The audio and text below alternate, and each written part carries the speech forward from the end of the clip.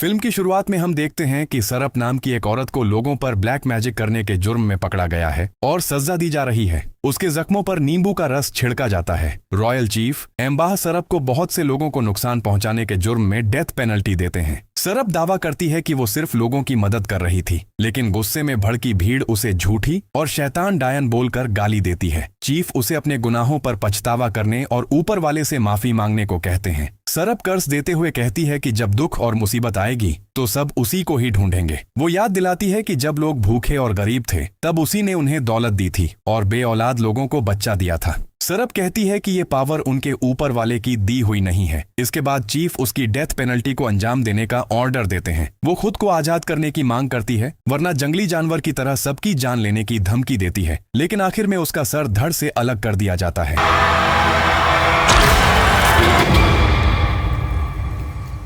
Scene cut होकर हम अलिन नाम की एक लड़की को देखते हैं। अलिन एक दुकान पर खाना ऑर्डर करती है। खाने का प्राइस 8,500 रुपया था, लेकिन अलिन के पास पैसे कम थे। फिर भी दुकानदार तरस खाकर उसे खाना दे देता है। खाना लेकर लौटते वक्त एक गुंडा अलिन का पीछा करता है। अचानक सामने से एक आदमी आकर उसे मारने पीटने लगता है। वो आदमी अलिन को पैर के नीचे दबाकर उसके पापा के कर्ज के पैसे वापस मांगता है और धमकी देता है कि अगर आज रात पैसे नहीं दिए तो वो उसे गलत रास्ते पर धकेल देगा। अलिन वहीं पड़ी एक कांच की बोतल तोड़कर उस आदमी के गले पर रख देती है। वो कर्ज चुकाने के लिए 3 दिन का वक्त मांगती है। अलिन उस आदमी का गला हल्का सा रेत देती है, जिसके बाद वो आदमी जाने से पहले उसे 3 दिन की मोहलत तो दे देता है, लेकिन वार्न करता है कि अगर इस बीच पैसे नहीं मिले तो वो मारी जाएगी। अलिन अपने अपार्टमेंट वापस आती है और गनी के पास जाती है अपने छोटे भाई बगास को लेने के लिए। अलिन के हाथ से खून बह रहा था, लेकिन वो इसे गनी से छुपाना चाहती है। पास ही एक और लफड़ा चल रहा था, जहां एक लड़का एक लड़की के अबॉर्शन के लिए थोड़े से पैसे देकर अपना पीछा छुड़ाना चाहता था और इस बात को लेकर उनके बीच हाथापाई चल रही थी। खैर, अलिन अपने भाई को अपने रूम में ले आती है।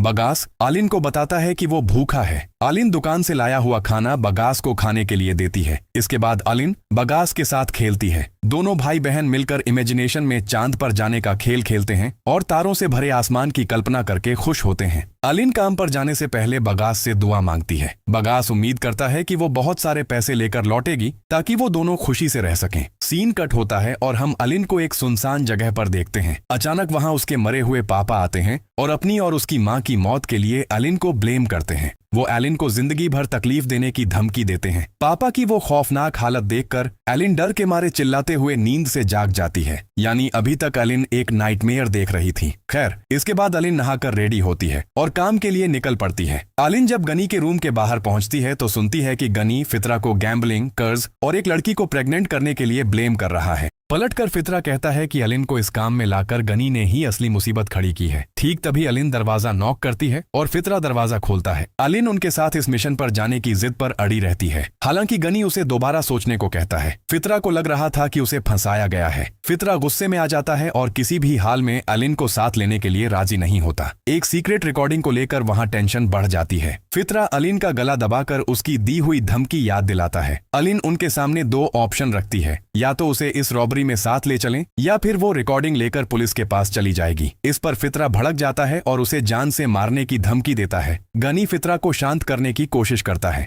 गनी अलिन को इस खतरनाक काम में जाने से मना करता है, लेकिन अलिन कहती है कि गनी का दोस्त फितरा उसे नुकसान पहुंचाने की हिम्मत नहीं कर पाएगा। अलिन वो रिकॉर्डिंग प्ले करती है जिसमें गनी और फितरा एक रॉबरी का प्लान बना रहे थे। अलिन गनी से कहती है कि तुम बुरे लड़के नहीं हो, इसलिए मैं बगास को तुम्हारे भरोसे छोड़कर बाहर जाती हूँ। फितरा गुस्से में रूम से बाहर निकल जाता है। गनी अलिन को पैसे उधार देना चाहता है, लेकिन अलिन लेने से मना कर देती है। तब गनी को अपनी मरी हुई मां की एक एडवाइस याद आती है कि लाइफ की बड़ी मुसीबतों का डट कर सामना करना चाहिए और हार नहीं माननी चाहिए। गनी को अलिन में वही जिद दिखती है और वो अलिन को साथ लेने के लिए मान जाता है। दूसरी तरफ जिया कार में बैठी मोबाइल पर अपनी पुरानी यादें देख रही थी। मोबाइल में दिखता है कि जिया गोल्ड मेडल जीतने से ठीक पहले ठोकर खाकर गिर जाती है और रेस पूरी नहीं कर पाती। फिलहाल उसे एक हार्ट सर्जरी की जरूरत है। इसके बाद फितरा आकर कार में बैठता है। फिर गनी और अलिन भी आकर कार में बैठ जाते हैं। गनी जिया से अलिन का इंट्रोडक्शन करवाता है। जिया पूछती है कि क्या अलिन सच में उनके साथ जा रही है। जिया अलिन को वार्न करती है कि गनी और फितरा उसकी फैमिली जैसे हैं, अगर उन्हें कुछ भी नुकसान हुआ तो वो अलिन को नहीं छोड़ेगी। अलिन अपने हाथ का सबूत यानी वो रिकॉर्डिंग डिलीट कर देती है और बताती है कि उसे सिर्फ पैसे चाहिए। उसकी उनमें से किसी से कोई पर्सनल दुश्मनी नहीं है। गनी अलिन की सेफ्टी की जिम्मेदारी लेता है। खैर, वो लोग रॉबरी के लिए निकल पड़ते हैं। अगले दिन वो लोग रॉबरी के लिए तय किए गए घर के सामने पहुंचते हैं और बाहर एक कार देखकर हैरान होते हैं। उनकी पिछली इन्फॉर्मेशन के हिसाब से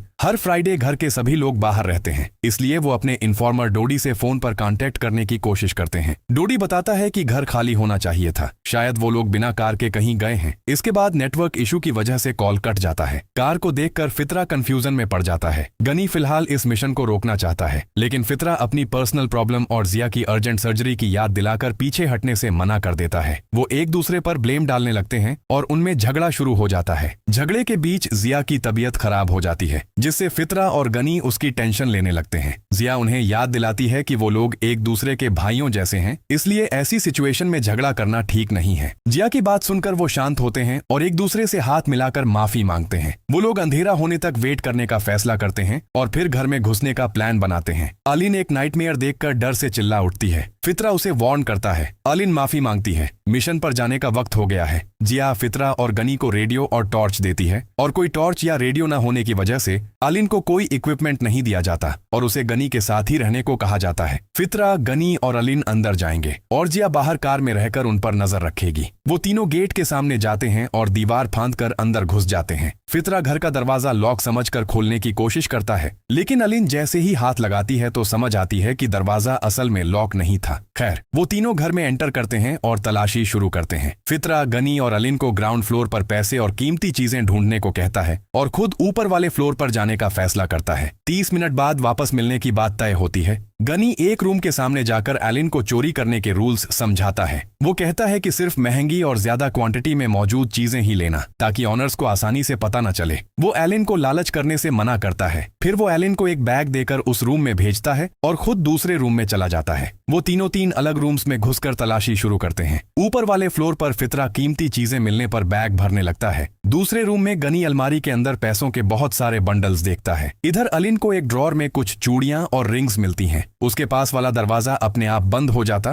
खैर, अलिन कुछ चूड़ियां और रिंग्स लेकर वापस आने ही वाली थी, पर न जाने क्या सोचकर वो सारी चूड़ियां और रिंग्स बैग में भर लेती हैं। दूसरी तरफ गनी पैसों के बंडल्स को बैग में भर लेता है। फिर कपड़े हटाते ही गनी वहां एक औरत का कटा हुआ सर देखता है। गनी खड़ा होकर देखता है तो वहां कुछ नहीं होता। इधर अलिन को अपने भाई की आवाज सुनाई देती है। अलिन अपने भाई को ढूंढने लगती है। अलिन की आवाज सुनकर गनी भी बाहर आ जाता है। गनी देखता है कि अलिन बेसमेंट की सीढ़ियों के पास खड़ी थी। अलिन जब अपने भाई की बात करती है तो गनी कहता है कि ये इम्पॉसिबल है। गनी नोटिस करता है कि वहां से बहुत गंदी बदबू आ रही है। गनी बेसमेंट में नहीं जाना चाहता था, लेकिन अलिन की जिद पर वो मान जाता है। ऊपर वाले फ्लोर पर फितरा मिरर में कुछ अजीब नोटिस करता है। अचानक मिरर के अंदर का रिफ्लेक्शन उसे डराने लगता है और उसके पेट से एक बच्चा बाहर निकलने लगता है, लेकिन अगले ही पल उसे समझ आ जाता है कि ये बस उसका एक इल्यूजन था। इधर अलिन और गनी बेसमेंट में जाकर बहुत सारी लाशें देखते हैं। अलिन और गनी समझ जाते हैं कि यहाँ कुछ तो गड़बड़ है। अचानक एक लड़की उनसे मदद के लिए भीख मांगती है। गनी तुरंत उसकी मदद के लिए आगे बढ़ता है। वो जिया को कार रेडी रखने को कहता है। गनी उस लड़की की मदद करना चाहता है, लेकिन अलिन हेजिटेट करती है क्योंकि वो उसे नहीं जानते। लड़की बताती है कि उसे यहाँ सैक्रिफाइस करने के लिए रखा गया है। गनी उसकी रस्सी खोलने की कोशिश करता है, लेकिन रस्सी में अजीब तरीके से आग जल उठती है। गनी अलिन को मदद करने के लिए बोलता है। अलिन एक्स से लड़की के हाथ और पैर की रस्सी काट देती है। उनके जाते वक्त हम यहाँ एक और इंसान को हाथ हिलाते हुए देखते हैं। वो फितरा को आवाज देते हैं। वो उस लड़की को लेकर जल्दी से घर से निकलना चाहते हैं जिसे उन्होंने ढूंढा था, लेकिन दरवाजा खोलकर देखते हैं तो बाहर जाने का रास्ता बंद था। उन्हें दरवाजे के सामने एक अजीब सी दीवार दिखाई देती है। जिया गेट से रेडियो पर गनी से कांटेक्ट करने की कोशिश करती है, लेकिन गनी के बजाय अलिन के जवाब देने पर जिया कंफ्यूज और परेशान हो जाती है। फितरा अपना आपा खो बैठता है और तोड़फोड़ शुरू कर देता है। फितरा एक गैस सिलेंडर निकालकर उसमें ब्लास्ट करता है ताकि वो वहां से निकल सके, लेकिन इसका कोई फायदा नहीं होता। फितरा एलिन को ब्लेम करने लगता है। वो कहता है कि उन्होंने इससे पहले भी बहुत से घरों में रॉबरी की है, पर इस घर में आकर ऐसी खौफनाक सिचुएशन में क्यों फंस गए ये उसे समझ नहीं आ रहा। फितरा अलिन का बैग चेक करता है और उसे वहां वो चूड़ियां और रिंग मिल जाती है। फितरा उसे रूल तोड़ने और चोरी करने के लिए गालियां देता है। अलिन बताती है कि उसने पैसों की मजबूरी में आकर ये किया है और वो पूरी जिंदगी चोरी करके नहीं जीना चाहती। गनी उनका झगड़ा शांत करवाता है और बाहर निकलने का दूसरा रास्ता ढूंढने जाना चाहता है, लेकिन वो लड़की गनी को अपने पास रुकने के लिए कहती है। इसलिए गनी फितरा और अलिन को ऑर्डर देता है कि वो दोनों मिलकर घर से बाहर निकलने का कोई और रास्ता ढूंढें। फितरा न चाहते हुए भी मान जाता है। जाने से पहले फितरा सेल्फ डिफेंस के लिए गनी को एक नाइफ दे जाता है। अलिन और फितरा को घर के अंदर एक फैमिली ट्री मिलता है। वहाँ उन्हें सुकमा पत्रिका और सितारस्मी पत्रिका नाम की दो औरतों के नाम दिखते हैं, जिनका वेतन यानी डेट ऑफ बर्थ एक ही था, फ्राइडे क्लीवोन। इधर उस लड़की को कुछ बोलते देख गनी अपना कान उसके मुंह के पास ले जाता है। तभी लड़की की आंखें पूरी तरह काली हो जाती हैं और उसके मुंह से एक कीड़ा निकलकर गनी के कान में घुस जाता है। लड़की चिल्लाकर कहती है, सब लोग मारे जाएंगे। गनी दर्द से तड़पने लगता है। अचानक उसे दिखाई देता है कि किसी ने उसके तीनों दोस्तों का खून करके उन्हें बोरियों में बंद करके रखा है और उनके जिस्म पर भी वही कीड़े घूम रहे हैं। गनी की चीख सुनकर फितरा और अलिन उसे बचाने के लिए भागते हैं। जब वो इस रूम से निकल रहे होते हैं तो वहाँ मूवी की शुरुआत में सरब को मारे जाने के वक्त की एक पेंटिंग दिखाई देती है। जाते वक्त अलिन अपने भाई बगास को देखकर ऊपर वाले फ्लोर पर चली जाती है और फितरा गनी के पास जाता है, लेकिन गनी को फितरा नहीं दिखता, बल्कि फितरा की जगह उसे वही अजीब लड़की दिखाई देती है। फितरा खुद को गनी का दोस्त बताता है, पर गनी को दिखता है कि वो लड़की कह रही है कि उसने उसके सारे दोस्तों को मार दिया है और अब गनी के मरने का वक्त आ गया है। गनी वो नाइफ निकाल लेता है। फितरा गनी को नॉर्मल होने और नाइफ वापस करने को कहता है, लेकिन गनी को दिखता है कि वो लड़की उसकी तरफ बढ़ रही है। फितरा उसके पास से नाइफ लेने जाता है तो गनी डर के मारे फितरा के हाथ में ही स्टैब कर देता है। लड़की कहती है कि उसी ने उसके सारे दोस्तों और फैमिली को मारा है, जबकि रियलिटी में फितरा खुद को गनी की फैमिली बता रहा था। गनी नाइफ लेकर फितरा पर कूद पड़ता है। फितरा गनी को लात मारकर पीछे हटाता है और खुद को छुड़ाता है। लड़की गनी को धमकी देती है कि कोई भी इस घर से जिंदा बाहर नहीं निकल पाएगा। फितरा डर के मारे एक दूसरे रूम में जाकर खुद को लॉक कर लेता है, लेकिन गनी आकर दरवाजा खोलने की कोशिश करता है। धक्का लगने से फितरा गिर जाता है और सीलिंग पर एक मंत्र देखता है, जहां से एक कीड़ा निकलकर उसके मुंह में घुस जाता है। कीड़ा उसके जिस्म में घुसकर अंदर ही अंदर रेंगने लगता है। फितरा नाइफ से अपने पेट में स्टैब करके उस कीड़े को मारने की कोशिश करता है, लेकिन इस चक्कर में वो अपनी ब्लड वेसल काट लेता है। ठीक तभी ऊपर लिखा मंत्र कीड़े में बदलकर उसके चेहरे पर गिर जाता है। इधर जिया रेडियो पर फितरा से कांटेक्ट करती है। फितरा दावा करता है कि वो यार्ड में है, पर जिया को वो वहां नहीं दिखता। अचानक वो लड़की जिया के सामने लटक जाती है। जिया उसे पंच मारकर गिरा देती है। वो लड़की जिया को फितरा का रेडियो दिखाती है। जिया गुस्से में आकर उस लड़की को लगातार पंच मारने लगती है। अचानक उस लड़की की गर्दन पूरी तरह घूम जाती है। तब जिया को समझ आता है कि ये लड़की कोई आम इंसान नहीं है और डर के मारे वो भागने लगती है, लेकिन वो ज्यादा दूर नहीं जा पाती। जिया गिर जाती है और अपने भाइयों का ख्याल न रख पाने के लिए माफी मांगती है। दूसरी तरफ अलिन एक रूम में जाकर बहुत सारे मैनिक्विन्स देखती है। तभी उसके ऊपर भी एक कीड़ा गिर जाता है। अलिन आखिरकार बगास को वहां ढूंढ लेती है। बगास उसे एक न्यूज़पेपर देता है जिसमें तेबेत में हुए एक भयानक रोड एक्सीडेंट की खबर छपी थी। अचानक बगास गायब हो जाता है और उसके पीछे एक मैनिक्विन आ जाता है और उसके मरे हुए पापा भी हाजिर हो जाते हैं। अलिन डर कर भागती है और एक रूम में छुप जाती है। इससे पहले कि वो कुछ समझ पाती, कोई आकर उसे बेहोश कर देता है। वो आदमी गनी और अलिन को एक साथ लाकर उन दोनों पर कुछ छिड़कता है ताकि उनके जिस्म से वो कीड़े बाहर निकल जाएं। वो आदमी दावा करता है कि उसने उन्हें मीडियन ब्लैक मैजिक नाम के एक ताकतवर काले जादू के असर से बचाया है, जो इंसान को पागल कर देता है। वो एक्सप्लेन करता है कि इस ब्लैक मैजिक में कीड़ों का यूज करके इंसान के दिमाग में हेलुसिनेशन पैदा किया जाता है। वो आदमी पूछता है कि उन्होंने उस मिस्टीरियस औरत को भागने क्यों दिया। वो आदमी गनी को अम्बाह सरब का पोता समझता है, लेकिन गनी साफ मना कर देता है और कहता है कि वो अम्बाह सरब को नहीं जानता। वो आदमी उनसे पूछताछ करता है कि क्या वो ब्लैक मैजिक सीख रहे हैं और यहाँ क्यों आए हैं। गनी मानता है कि वो यहाँ कोई शैतानी पूजा करने नहीं, बल्कि सिर्फ मजबूरी की वजह से चोरी करने आए थे। वो आदमी यानी उरिप उन्हें बेवकूफ बोलकर डांटता है और वार्न करता है कि उन्होंने जिस औरत को छोड़ दिया है वो बेहद खतरनाक है और उसकी ताकत उनकी सोच से भी ज्यादा है। गनी और उरिप के बीच गलतफहमी पैदा हो जाती है, लेकिन गनी बहुत कोशिश करने के बाद भी उरिप का एक बाल भी बांका नहीं कर पाता। अलिन उन्हें रोकने की कोशिश करती है और उरिप की आइडेंटिटी पूछती है। उरिप अपना इंट्रोडक्शन देता है। वो उरिप महेश्वरो है, एक रॉयल फैमिली का वारिस। पिछले 20 सालों से वो काले जादू करने वालों को खत्म कर रहा है। वो इस घर में इम्बाह सरब के उस शैतानी पेरेवांगन लेगेसी को खत्म करने आया है। वो लोग आसानी से यकीन नहीं करते। उरिप अपने स्पिरिचुअल पावर से उन्हें पास्ट के जावा आइलैंड में ले जाता है, ये दिखाने के लिए कि इन सब की शुरुआत कैसे हुई थी। पास्ट में इम्बाह सरब, जिसका दूसरा नाम सितारस्मी पत्रिका था, उस वक्त की सबसे ताकतवर शामन थी।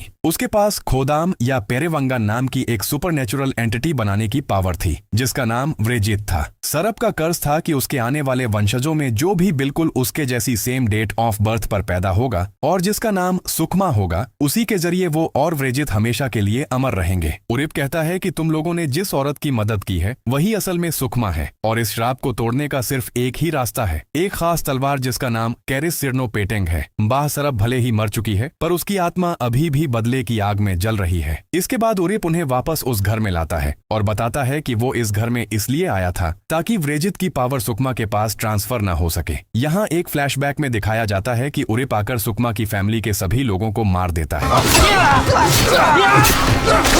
इससे सुकमा कमजोर पड़ जाती है। उरिप स्पेल कास्ट करके सुकमा के हाथ पैर बांध देता है। फिर जब उरिप उसके चारों तरफ स्पेल किए हुए नेल्स गाड़ रहा था, तब सुकमा उरिप पर हमला करने की कोशिश करती है। इस हमले से उरिप भी कमजोर पड़कर वहीं बेहोश हो गया था। गनी और अलिन बताते हैं कि उनका उरिप का प्लान खराब करने का कोई इरादा नहीं था। अचानक गनी को फितरा की याद आती है। गनी अपने दोस्त फितरा को ढूंढने के लिए उरिप से मदद मांगता है, लेकिन उरिप बताता है कि उन्हें सबसे पहले कैरिस सिरनो पेटेंग तलवार ढूंढनी होगी। ये तलवार 200 साल पहले खो गई थी, पर उसे यहाँ उसकी बहुत स्ट्रांग प्रेजेंस फील हो रही है। वो बताता है कि इम्बाह सरब के बच्चों ने ये घर बनवाया ही इसलिए था ताकि इस तलवार को ढूंढकर साउथ सी में फेंक सकें। अचानक उरिप अलिन को वार्न करता है कि गनी का शरीर बर्फ की तरह ठंडा पड़ रहा है और वो मौत की ठीक कगार पर खड़ा है। वो अलिन से कहता है कि इससे पहले कि देर हो जाए, अगर गनी से कुछ कहना है तो कह दो। गनी को नीचे जाने की सीढ़ी मिल जाती है। उरिप कहता है कि सुकमा को रोकने और दोस्तों को बचाने के लिए उन्हें जल्दी से वो तलवार ढूंढनी ही होगी। वो बहुत केयरफुली नीचे उतरने लगते हैं और उरिप को लगता है कि अंदर घुसने के लिए उन्हें किसी खास चीज की जरूरत पड़ेगी। ठीक तभी वो तीनों नीचे गिर जाते हैं। नीचे आने के बाद अलिन दावा करती है कि उसने इस जगह को पहले अपने सपने में देखा है, जिसे सुनकर उरिप हैरान रह जाता है। दूसरी तरफ हम सुकमा को देखते हैं जो बैठकर कच्चा चिकन खा रही है। अचानक अलिन अजीब बिहेव करने लगती है। इधर गनी को लगता है कि अलिन का इस जगह को सपने में देखना इम्पॉसिबल है। थोड़ी देर में उन्हें एहसास होता है कि अलिन उनके साथ नहीं है। तभी अलिन एक मंत्र पढ़ते हुए उनके सामने आती है। उरिप किडुंग सेमार मंत्र का जिक्र करता है, जो बदकिस्मती और बुरी शक्तियों से लड़ने और सच्चाई पर डटे रहने की स्पिरिचुअल पावर देता है। और अलिन एक सुपरनेचुरल ट्रांस में एक डार्क स्पेल पढ़ना शुरू करती है, जो इंसान के दिमाग के गुस्से, लालच और इनविजिबल डार्क पावर्स को डिस्क्राइब करता है। वो बार बार वापस आओ बड़बड़ाने लगती है। इसके बाद वो दीवार पर हाथ रखती है और आखिरकार वहां से सिरनो पेटेंग तलवार मिल जाती है। उरिप बताता है कि ये सच्चाई, हिम्मत और ताकत का सिंबल है और इसके अंदर पेरेवांगन गरुड़ की आत्मा बसती है। तलवार बाहर निकालते ही सुपरनेचुरल पावर उन्हें उड़ाकर बाहर फेंक देती है और दरवाजे के सामने वाली उस दीवार को भी तोड़ देती है। इससे सुकमा को उनकी लोकेशन पता चल जाती है। सुकमा वहां आती है और तलवार मांगती है। वो धमकी देती है कि अगर तलवार नहीं दी तो वो सबको मार डालेगी। अलिन अपनी शर्ट उतारकर तलवार को ढक लेती है। सुकमा जैसे ही मंत्र पढ़ना शुरू करती है, उरिप उन दोनों को वहां से भागने को कहता है। उनके जाने के बाद उरिप अब एक पावरफुल काउंटर मंत्र पढ़ना शुरू करता है। इससे सुकमा उनका पीछा नहीं कर पाती। इधर वो लोग घर से बाहर निकलकर जिया की डेड बॉडी ढूंढ लेते हैं। जिया की मौत पर गनी फूट फूट कर रोने लगता है। घर के अंदर सुकमा उरिप पर हमला करती है और उसका हाथ खींचकर फाड़ देती है। वो कहती है कि उरिप की जिंदगी और मौत अब उसके हाथ में है। सुकमा डेड बॉडीज में शैतान डालने का एक खौफनाक ब्लैक मैजिक मंत्र पढ़ती है। इससे वहां पड़ी डेड बॉडीज जॉम्बीज में बदल जाती हैं और अलिन और गनी को मारने के लिए निकल पड़ती हैं। जॉम्बीज को देखकर वो लोग जल्दी से वहां से भागने की कोशिश करते हैं। गनी अलिन को घर की बाउंड्री के बाहर निकालकर अकेले घर जाने को कहता है, क्योंकि यहाँ रुकी तो अलिन मारी जाएगी। वो अलिन को बताता है कि उसके रूम के ड्रॉर में कुछ सेविंग्स रखी हैं जो अलिन और बगास ले लें। अलिन जाने से मना करती है, पर गनी उसे बगास की याद दिलाकर बार बार वापस जाने की रिक्वेस्ट करता है। गनी मानता है कि जिंदगी ऊपर वाले के हाथ में है, किसी जादूगर के हाथ में नहीं। जॉम्बीज जब गनी पर हमला करते हैं तो गनी उन्हें मारकर आगे बढ़ने लगता है। गनी मरी हुई जिया से कहता है कि वो उसे और फितरा को अकेला छोड़कर नहीं जाएगा, क्योंकि वही गनी की फैमिली है। ठीक तभी फितरा जॉम्बी बनकर गनी का गला नोच लेता है। इसके बाद दूसरे जॉम्बीज आकर उन्हें गिरा देते हैं। आखिर में अलिन जाकर कार में बैठ जाती है। अलिन जैसे ही कार स्टार्ट करती है, सुकमा उरिप का कटा हुआ हाथ लेकर बाहर आती है। इसके बाद सुकमा एक मनहूस मंत्र पढ़ना शुरू करती है, जिससे कीड़े मिट्टी से निकलकर उसके मुंह में घुसने लगते हैं। कार में अलिन उन 3 दोस्तों की फोटो देखती है और खुद को मुश्किल वक्त में हार न मानने के लिए मोटिवेट करती है। वो कार सीधा गेट तोड़कर अंदर घुसा देती है। अलिन कार को सीधा सुकमा की तरफ ले जाती है और उसे कार से एक पेड़ के साथ दबा देती है। इसके बाद अलिन कार से बाहर निकलती है और वही नाइफ लेकर बाकी जॉम्बीज को एक एक करके मार डालती है। अलिन जब फितरा को भी स्टैब करना चाहती है तो गनी अलिन को शांत रहने और डरने नहीं का दिलासा देता है, लेकिन कुछ ही देर बाद गनी मर जाता है और वो भी जॉम्बी बन जाता है। ठीक तभी सुकमा अलिन को कमजोर बोलकर उसका मजाक उड़ाती है और उसके रोने पर टॉन्ट मारती है। सुकमा दावा करती है कि मौत कोई एंड नहीं है, बल्कि ये उसका नया जन्म है। वो अम्बाह सरब के कर्ज की ताकत दिखाने की धमकी देती है। अलिन तब तलवार हाथ में लेकर फिर से सुकमा पर कूद पड़ती है। सुकमा अलिन को कमजोर करने की कोशिश करती है, लेकिन आखिर में अलिन वो तलवार सुकमा के चेस्ट में स्टैब कर देती है। सुकमा तब उसके पापा का रूप लेकर अलिन पर मेंटली अटैक करती है। वो अलिन को उसके मॉम डैड की मौत के लिए ब्लेम करती है और उसका भाई बगास मर गया है ये बोलकर डराती है। वो अलिन को धक्का देकर गिरा देता है और तलवार अपने हाथ में उठा लेता है, लेकिन वो तलवार ज्यादा देर तक अपने हाथ में नहीं रख पाता। अलिन तलवार छीनकर उसके गले में घुसा देती है। तभी वो वापस सुकमा के रूप में आ जाती है और अलिन पर अटैक करने की कोशिश करती है। अलिन तलवार फिर से सुकमा के गले में स्टैब कर देती है, लेकिन सुकमा जैसे ही अम्बाह सरब के कर्ज की बात अपने मुंह पर लाती है, अलिन उसका सर धड़ से अलग कर देती है और सीन यहाँ कट हो जाता है। मूवी के पोस्ट क्रेडिट सीन में दिखाया जाता है कि बगास गनी के रूम के सामने जाकर उसे ढूंढता है और अलिन उसे लेकर वहां से जल्दी निकलने की कोशिश करती है, लेकिन नीचे आते ही वो गुंडा फिर से अलिन का रास्ता रोक लेता है। तब अलिन उस आदमी को उसके पैसे लौटा देती है। पैसे मिलने पर गुंडा कहता है कि उसके पापा का लोन तो क्लियर हो गया, लेकिन वो अलिन के सामने एक घटिया ऑफर रखता है। इस बार अलिन वही तलवार निकालकर उसके गले पर फिर से एक छोटा सा कट लगा देती है। सिचुएशन खराब होते देख गुंडे के साथी बुरी तरह डर जाते हैं और उसे अकेला छोड़कर भाग जाते हैं। तभी अचानक उरिप आकर कहता है कि यह तलवार कोई आम वेपन नहीं है, ये सिर्फ नेक कामों के लिए बनी है और इसे अपनी मर्जी से यूज नहीं किया जा सकता। वो बताता है कि इस तलवार ने अलिन को चुना है, इसलिए वो उसे इसे बहुत संभाल कर रखने का ऑर्डर देता है। वो ये भी कहता है कि अलिन को इस तलवार से स्पिरिचुअल पावर मिलेगी, लेकिन इसके बदले में उसे बहुत बड़ा सैक्रिफाइस करना पड़ेगा। अलिन वो तलवार एक्सेप्ट कर लेती है। इस पार्ट के जरिए अलिन के एक नए स्पिरिचुअल वॉरियर के रूप में सामने आने का हिंट देकर ये मूवी यहीं खत्म हो जाती है।